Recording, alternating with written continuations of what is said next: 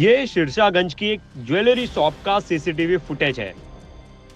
शुक्रवार शाम का वक्त है। दुकान के अंदर एक शख्स दाखिल होता है, चेहरा ढका हुआ, और दाखिल होते ही शटर गिरा देता है।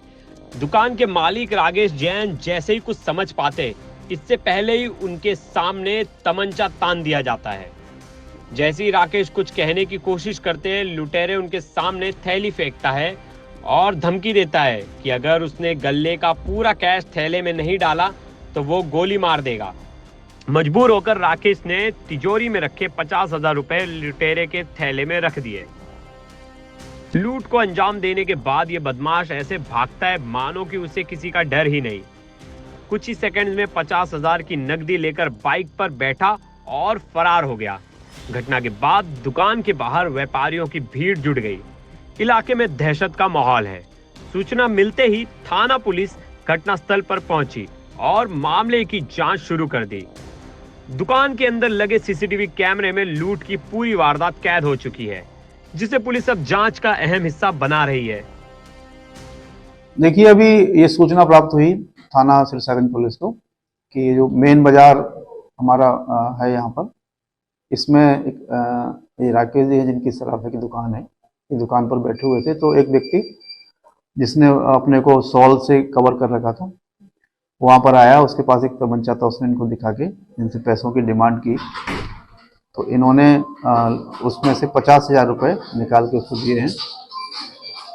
इनके द्वारा ये भी साथ में बताया गया कि उसके द्वारा बताया गया कि वो किसी चीज़ से परेशान है, उसको पैसों की आवश्यकता है, और इन्होंने उसको जो पैसे दिए हैं।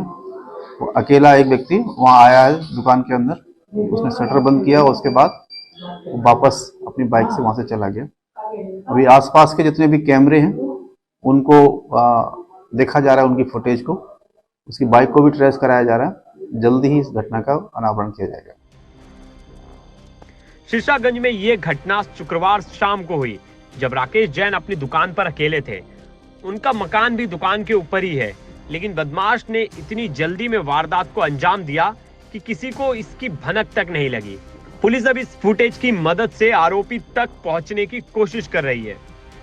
दुकान बढ़ाने ही वाले थे, एक कस्टमर 5 मिनट पहले निकल के गया है।